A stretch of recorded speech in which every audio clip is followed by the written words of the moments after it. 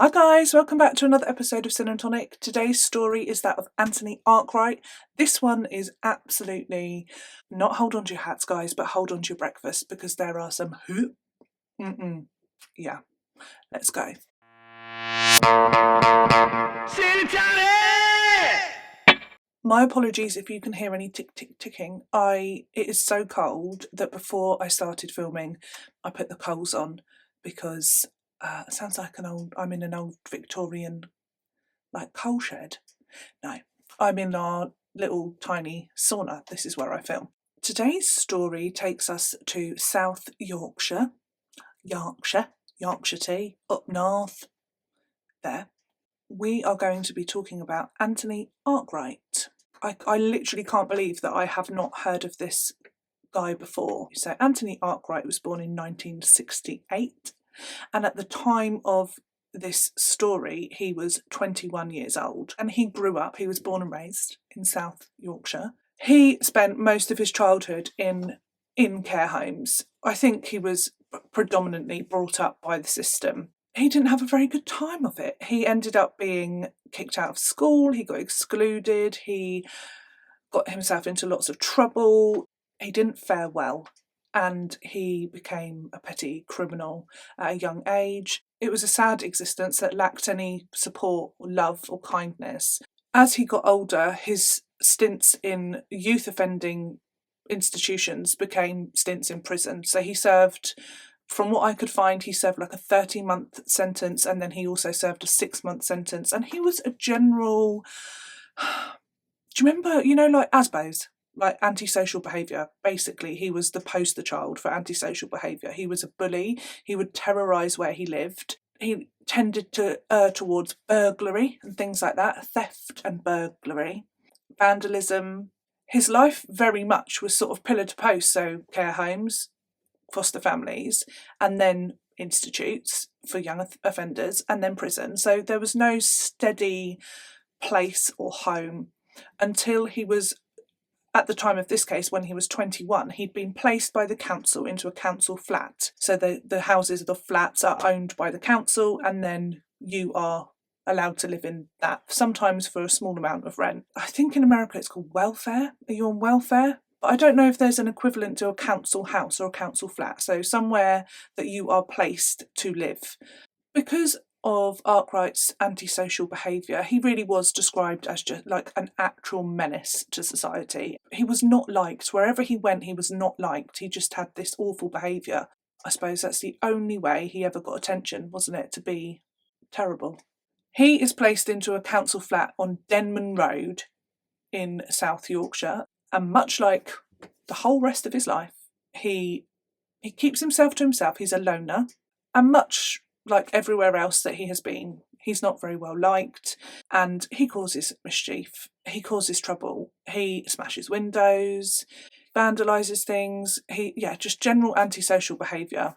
He was well known for his spiky hair and his unusual dress sense, a bit of a character. He spent quite a lot of time in local pubs, drinking heavily. He would tell anybody that would listen that one day he would be as famous as Peter Sutcliffe, and but I think because he was an odd person, he was unusual, and he was a bit creepy, and people just you just kind of, no one took that seriously. Nobody paid much mind to him other than when he was being a complete menace. At the time of this story, Arkwright had some beef with his neighbours. So there was a man opposite him called Raymond Ford. Now he was 45, he was a retired teacher, and his life had gone not the way that he had hoped. It was a bit pear-shaped. He was a very heavy drinker. He lived alone in his flat. Marcus Law, who lived a bit further down, he was in like an adapted bungalow because he was 25 and he had been in a terrible motorcycle accident when he was 17, and he was in a wheelchair. He'd lost the use of his legs. And Marcus, I think the disputes between Marcus and Arkwright were mainly to do with cigarettes. Arkwright mentioned that Marcus was always trying to like bum cigarettes off of him, and that annoyed him. And he just really didn't like him. So he didn't like Marcus, and he didn't like Raymond. In the week leading up to the events that would unfold. Arkwright actually broke in to Raymond's flat and robbed it. He stole an antique clock and a microwave. I couldn't particularly find any good reason why he didn't like Raymond, but it sounds like Raymond was an easy target, to be honest, because he was a very depressed, sad, lonely person, living in squalor, drinking a lot. It just sounds like he was easy to victimise, which is awful, isn't it? On Friday the 26th of August 1988, Arkwright was fired from his current employment. He took his severance pay and he went on a bender.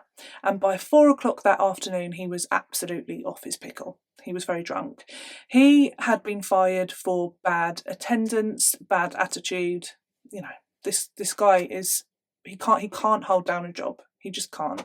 He left the pub and he headed to his maternal grandfather's house. Now, his grandfather was from Lithuania and had come over to England, and this is a bit spicy because Arkwright believed, incorrectly, because it was proven that this was not true, but he believed that his grandfather was actually his father. There had been rumours when he was a child, and he was horrifically bullied for these rumours, so it had built up in his mind, and it was not true, but it's difficult, isn't it, if you're told something enough. And so he was bullied for this reason, because people, I don't know where the rumour had come from, but you know how these things happen, and people believed that he was a child of incest, and that his mother had actually, had him with her father, that therefore making his grandfather his father and his grandfather. That's bizarre, isn't it? Anyway, so you can see how this would mess with a young person's head, and he was really bullied for it. So it was a kind of trigger point, really. So he decided this day, after being fired, to go and see his grandfather. He went to his house, but his grandfather wasn't there, so he headed down to the allotment. His grandfather had an allotment a little bit down the road, and he found his grandfather there. His grandfather was tending to his, veg and plants. When he arrived at the allotment, he finds his granddad. He then stabs his granddad so ferociously in the neck that it severs his spinal cord and renders him completely paralysed, and I imagine unconscious, hopefully. What happens next is graphic. I will put a timestamp on if you don't wish to hear. He then drags his grandfather's body into his small shed on the allotment.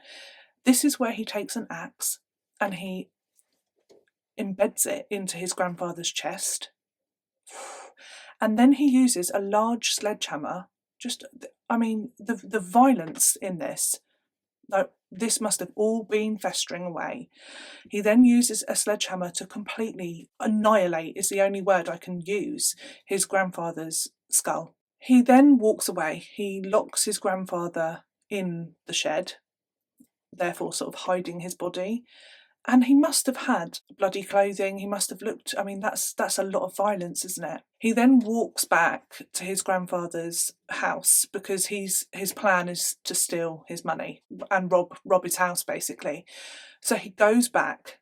However, the housekeeper is there. She's also Lithuanian. She was in the kitchen doing some ironing, I believe.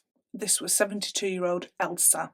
This time, he wasn't as violent, but I imagine because Elsa had seen him and she was then a witness, and I'm pretty sure he would have been in bloody clothes.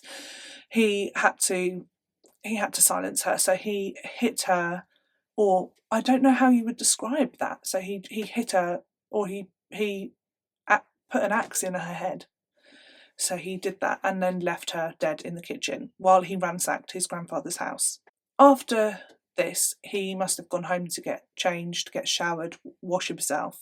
He then went back out on the lash, back round the pubs and stuff like that, and at some point he arranged to go clubbing later in the evening with another neighbour called Neil Hurst and his cousin. He went to Neil's flat, knocked on the door, and they opened the door, and he's standing there in full combat gear, SAS, and they're not sure about that. I don't think you're going to get into a club. Neil already knew that Arkwright was not all there. He'd been into Arkwright's flat previously, and Arkwright had a large collection of huge knives, well, ranging, like some were flick knives, some were small knives, some were hunting knives, some were huge, but like that was his thing. He collected knives, and it made Neil feel uncomfortable. So it wasn't that much of a surprise, I don't think, for Arkwright to have turned up in full combat gear.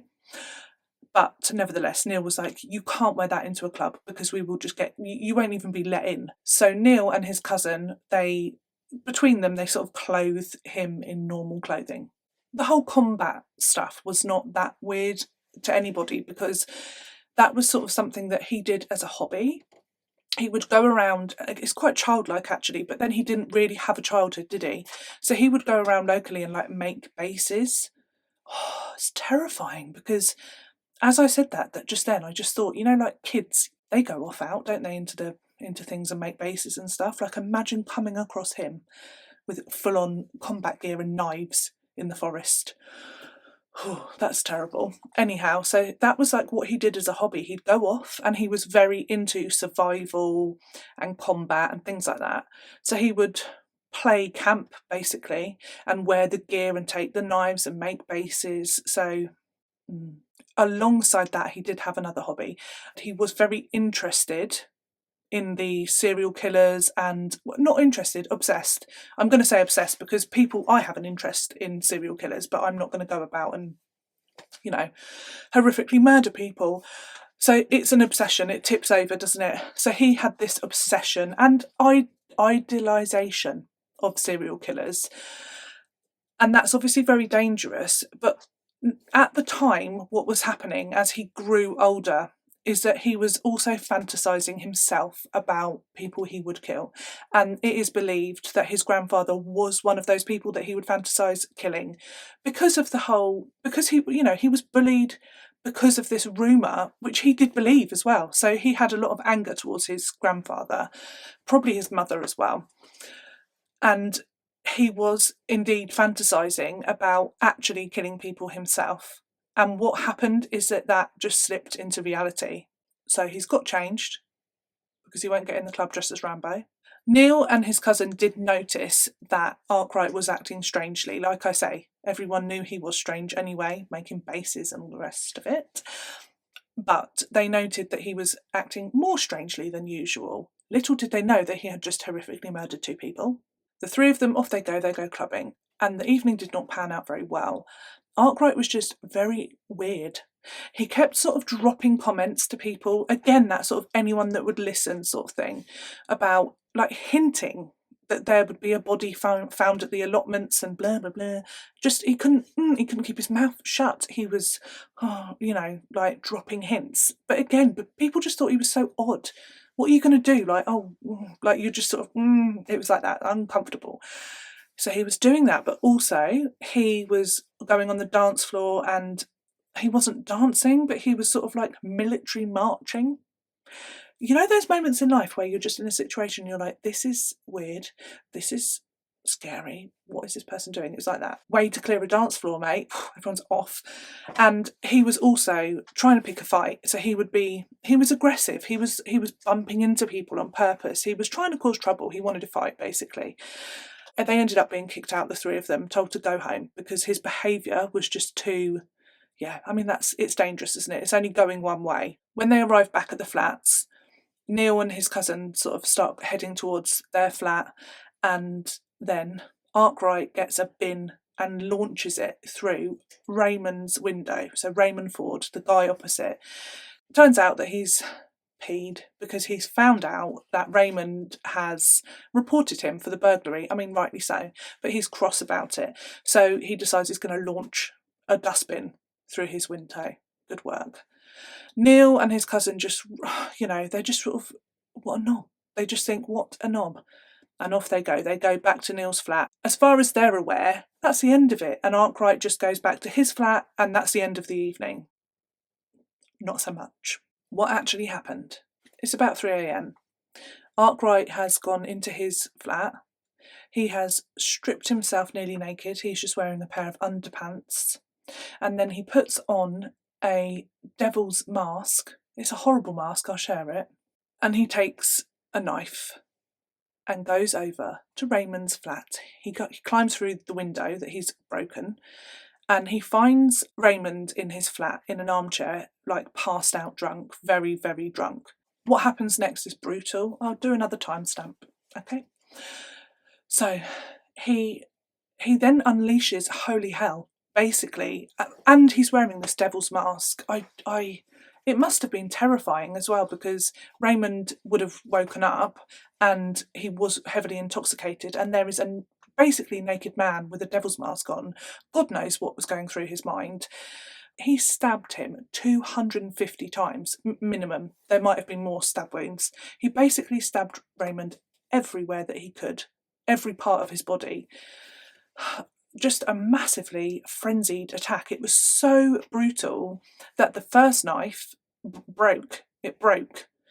And the second knife, I think he went back to his flat to get another knife. He left and came back again. Oh my gosh. I mean, it was the middle of the night. It's not like people were milling around.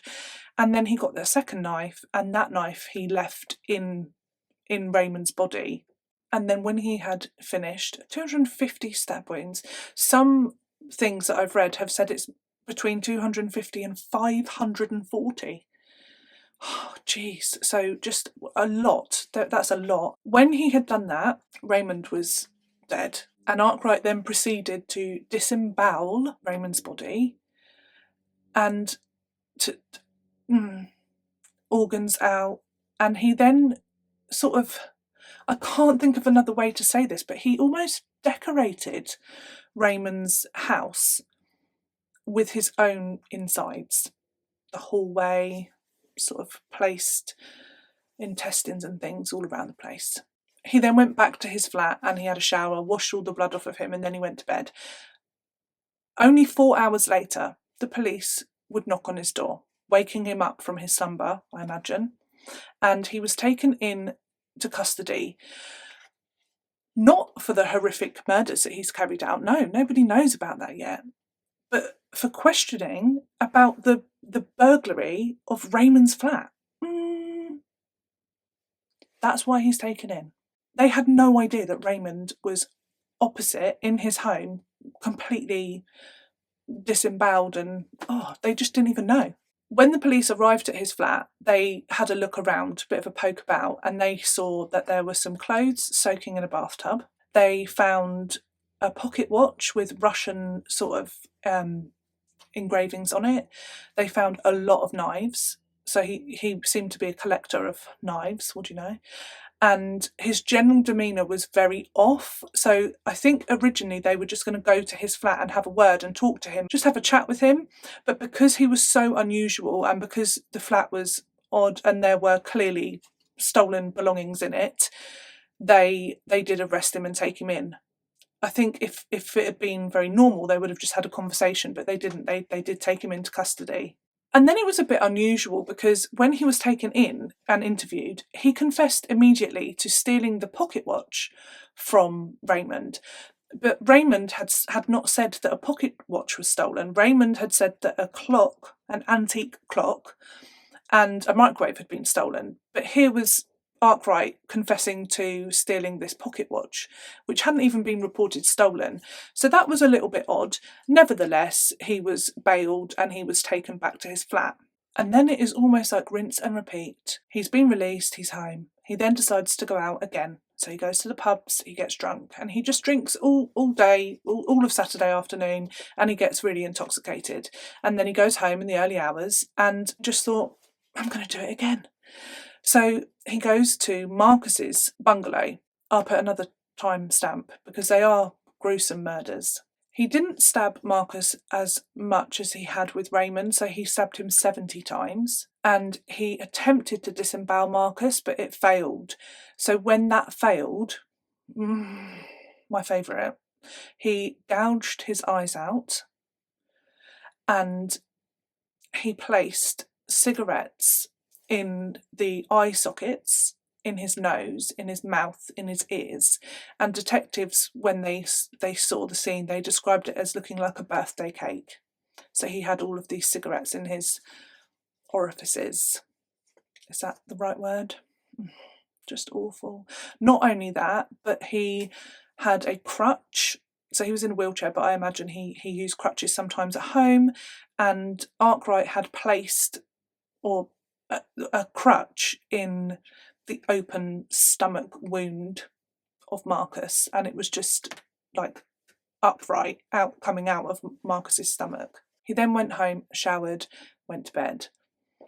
The next morning, Marcus's mother was going over to pay him a visit on the Monday morning, this was, and Arkwright actually met her on her way in to see Marcus, and he said, "Sorry about poor Marcus, I hear that he's unalived himself." So he put the fear of what's it into his poor mum. Marcus's mum then rushed in, and then she found Marcus. So his own mother found him like that. Because of this encounter, Arkwright was arrested not long afterwards, a few hours later, and he was interviewed, and it was the most bizarre thing I think that the officers had ever really come across, because he wasn't how they would expect somebody to be when they were being questioned for like murder. In fact, he seemed to be in his element. He seemed to be very happy and, enjoying it, like it was a day out at the races. Officers would say it was like this was his moment, this was his time and his moment, and he wanted to like relish in it. When they arrested Arkwright, they only had one body, and that was Marcus. But that was not for very long. Officers were very aware that Raymond Ford had a run-in, if you like, with Arkwright, and they suddenly realised that they hadn't checked in with Raymond. They hadn't followed up about the burglary or anything like that for a number of days.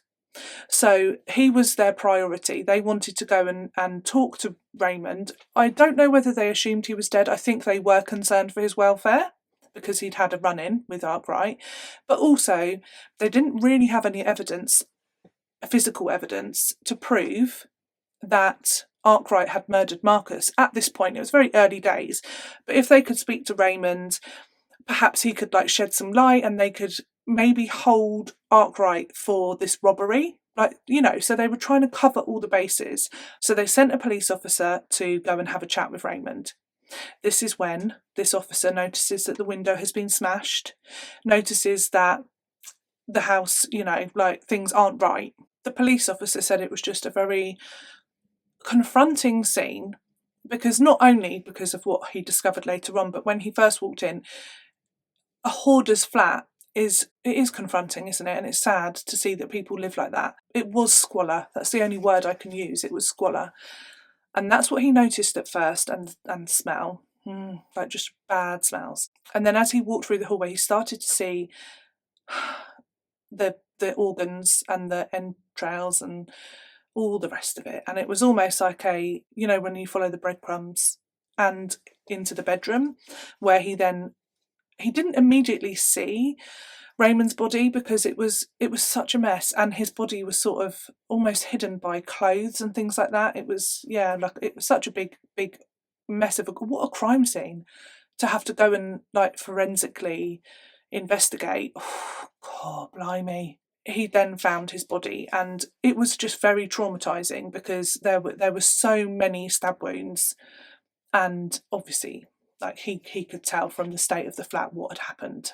At this point in the investigation, they've now had Arkwright for 92 hours, and they can only hold him for 96 hours before they have to charge him or release him, but they didn't have evidence. They didn't have much to hold him on. He hadn't confessed. The blood evidence in Raymond's flat was completely ruined because the heating had been left on. Also, it was in the 80s, so it wasn't like it is now. They needed to have quite a big sample of blood to test it and stuff, and they didn't have that. Now it would be different, but it wasn't. So a lot of the blood evidence was just absolutely useless. And then they're interviewing him constantly, and he then sort of plays a game. It's like out of an episode of Criminal Minds. He's really sort of enjoying his moment and being very cryptic and stuff. There is a pack of cards in the cell, in the interview room, because he's in there. He's been in there for so long. So they have this pack of cards, I guess, for him to just play solitaire, or I don't know, while they're in between being interviewed. And then he sort of plays with the cards and he's shuffling the cards and they're talking to him. And then he says something about, he pulls out the 5 of hearts and he says that they found one, because at this point he only believes that they know about Marcus, and there's 3 more to go. So he's given this cryptic clue that he's murdered 4 people. That's basically what he says. So they then decide in their investigation, they know that they have found two of his victims, strongly suspect. They decide to look into him and his friends, family, acquaintances, because they think it's very likely that if he's murdered 2 more people, they are people that would be known to him. This is when they find out that he has grandfather, and they go to pay him a visit. So the police go to his grandfather's address, but he's not home. No one's answering. However, they do notice that there's a bedroom window that is open and they use a ladder and they go in. Sadly, when they then go through the house and they go into the kitchen, they find the body of Elsa, the housekeeper, and she has been struck with the axe. And then obviously nosy neighbours, everyone's in everyone's business, and they tell the police, oh, if he's not here, he'll probably be at the allotments because that's where he spends most of his time. They also say that they haven't actually seen him in a number of days and that they're a bit concerned. So the police then head down to the allotment. When the police get to the allotment and they get near to the shed, they can smell, and that's when they find his grandfather's body. I really feel for the officers in this case because it's just, and Marcus's mum, because she actually did find her son's mutilated body. It's just horrific. So they find his body. Now they know that they have found all 4 victims. They informed Arkwright that they had found his grandfather, the housekeeper, Raymond, and Marcus, and that they had found all 4 of his victims, like he had said. But it would be 11 more days of interview until he would confess, because he was enjoying it so much. This was his time to shine, if you will.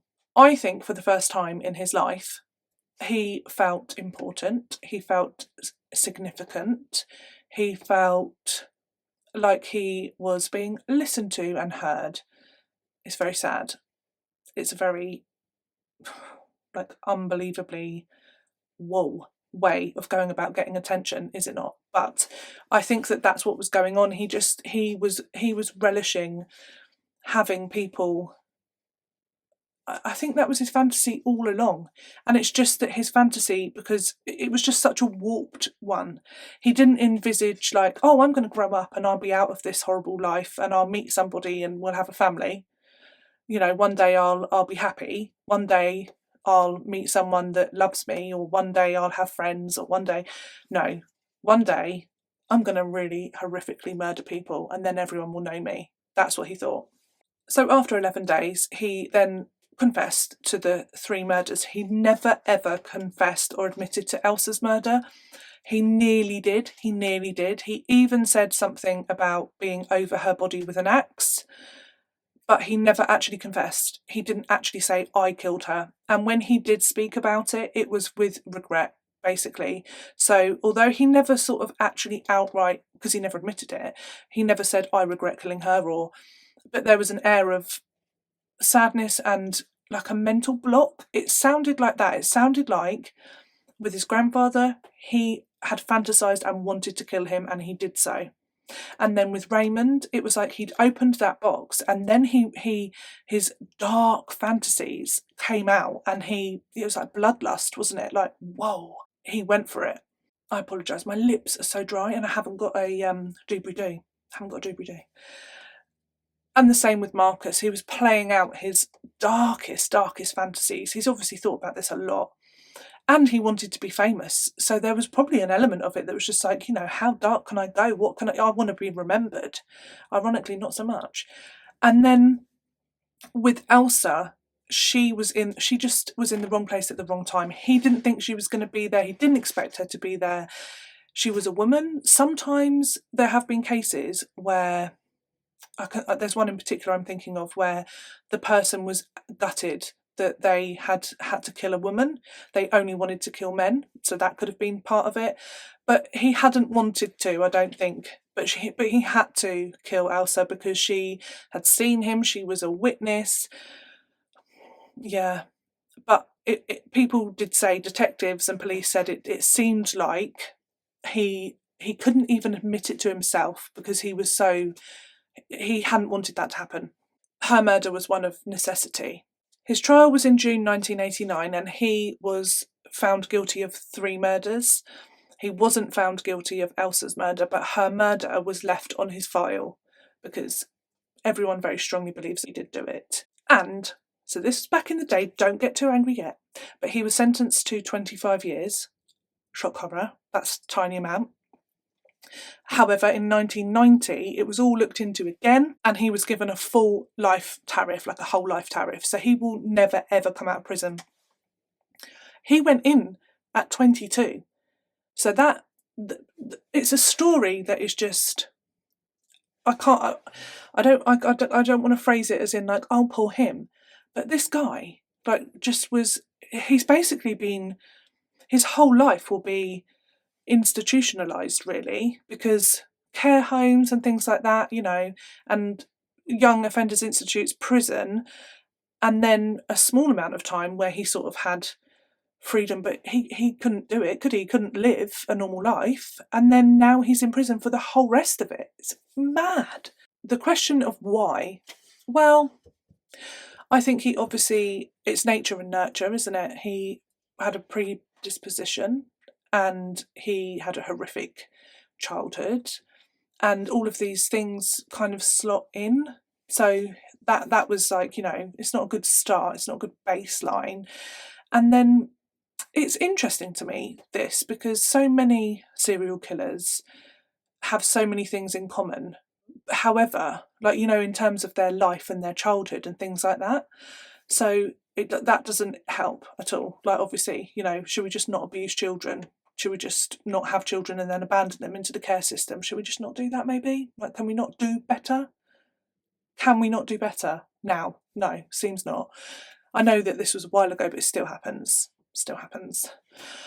But also I find it fascinating that at a certain point, I need to look into this more, but like at a certain point, I have been thinking, by the way, about doing another degree or a master's in like forensic psychology. Stop me. However, at a certain point in development, this violent fantasy world comes in. So how does that, I'd be really interested to learn more about that. Really interested. Like, what sparks that off? Is that nature or nurture? Probably nature, isn't it? Like, it's in there and then it gets unlocked. I don't know. But they seem to have like very violent, very dark fantasies, and they become obsessed with killing and just all sorts of dark things. But it just overtakes their mind, doesn't it? Yeah, interesting. But yeah, so that's what happened, and then there's only so long, I suppose, that somebody can keep that at bay. If that's your inner world and it's such a big, it's not just something you think about, you ruminate on it and you fantasize about it and it's all you can think about, it's going to come out. It's going to come out. I think that's what happened. Also, there was an interesting thing that I read. He murdered other than Elsa, which is why he probably feels he can't admit it and it's like a mental block for him, but the other 3 people that he murdered, he felt that he'd been wronged by them, or that he was aggrieved by them, with them. So he murdered people that were causing him harm. And he walked past somebody one of those evenings late at night and he asked for a cigarette. And that person said, yeah, if you haven't got one, I'll give you one. And the officer that I watched on the documentary said that he believes that if that person had said no, that he would have then killed him. So it was like he had to have a reason to kill. It was like sort of, that was going on as well. It just fascinates me, really does. I would love to hear your views on this case because he's not a very well-known serial killer. Is he serial? Yeah, 3, 4. I've never heard his name. Ever. And part of me, I'm kind of torn, because part of me is like, good, because he wanted to be like famous, he wanted to be out there, have his name out there and all that. And I was like, do I want to cover that case? And I mean, this is not a huge channel by any means, so it's not like I'm broadcasting it to a million people. However, I just found it, I did feel a bit conflicted, but I found it really, like, why was it not? Because it's not like the police and the are like, oh, don't, the media can't, this can't be a big story. Surely not. Like, that's not a thing, is it? I just found that fascinating. Like, why was it not? Because at the time, the local newspapers and things like that, there were journalists covering it. It was a huge case. But it doesn't seem to have sort of, like, everyone, you know, those names that everyone knows. Ted Bundy comes to mind. He's not English, but everybody knows about Fred and Rosemary West. Big news. Everyone knows. Everyone knows. But this guy, I'm so surprised. Yeah. Oh, that's what I meant to look into. Was there another? Because there was a case that I covered where Peter Sutcliffe, he was big news, and that was all coming out, and that's all that was in the papers. And then somebody else did something. Oh, I forget the person. I covered the case. Anyhow, somebody else committed these awful crimes, and it was just like kind of like, it was just kind of background noise because Peter Sutcliffe was the case. So I wonder whether there was something else going on at this time, which is just bad luck for you, because he wanted to be woohoo famous. Yeah, anyway, dark stories. I hope you've had a lovely week. I hope you have a lovely weekend. I'm going to pop out now and go and pick out some new frames, because these are kind of uncomfortable. I didn't pick these out particularly. These were like just spare glasses to just have, because I wore contact lenses, and then I had issues with my eyes, and I can't wear the contact lenses, so now I'm wearing these, but these are not comfortable. They're not comfy for me. So I'm going to go and pick out some new ones. So a couple of weeks and I'll have new spectacles. Yes, please.